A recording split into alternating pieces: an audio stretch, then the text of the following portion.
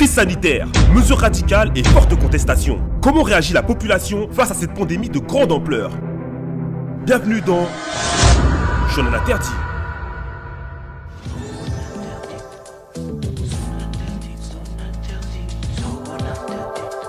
Nous sommes en décembre 2019, à quelques kilomètres des grottes de Lavonville. Galifeu, Magikarp et autres écrémeux, nombreux sont les Pokémon comestibles qui peuplent cette bourgade.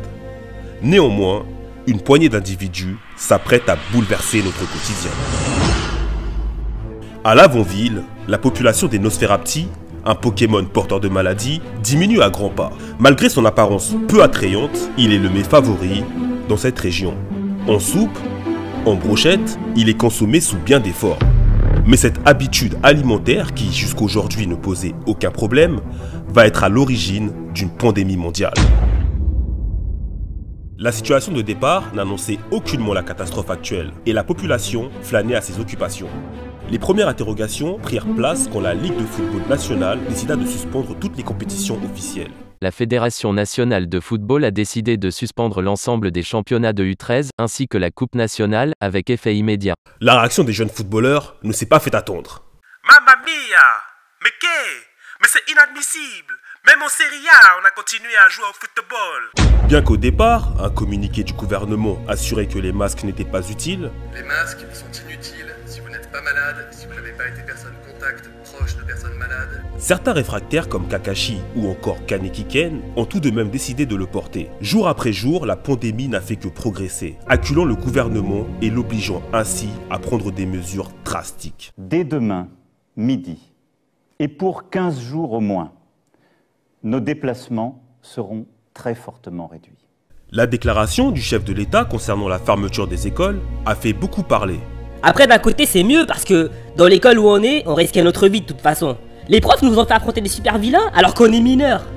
Après, bon, c'est mieux que d'être déscolarisé et désœuvré. Et y a rien à faire à la maison. En parlant de jeunes déscolarisés, nous sommes partis à la rencontre d'un groupe de jeunes. Ils se font surnommer les Mugiwara.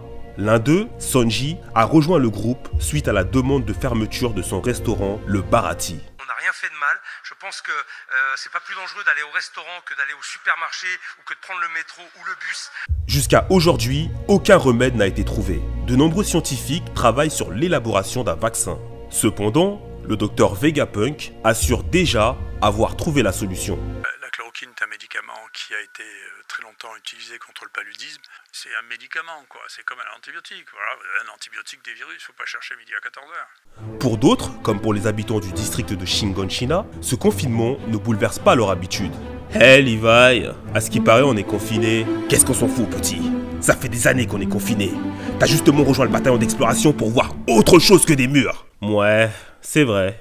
On était déjà bloqués. Près du mur Maria, une flopée de joggers ne déroge pas à leur habitude. Ce confinement, qui au départ devait durer 14 jours, va durer au final 3 mois, permettant aux citoyens de profiter des vacances d'été. Malencontreusement, ce répit ne sera que de courte durée. Nous sommes en octobre 2020. Un second confinement s'apprête à voir le jour. Jusqu'à quand ce confinement perdurera-t-il? Sera-t-il prolongé ou alors finira-t-il par être enfin éradiqué? Nous avons essayé d'avoir les réponses auprès d'un voyageur du futur provenant d'une autre timeline.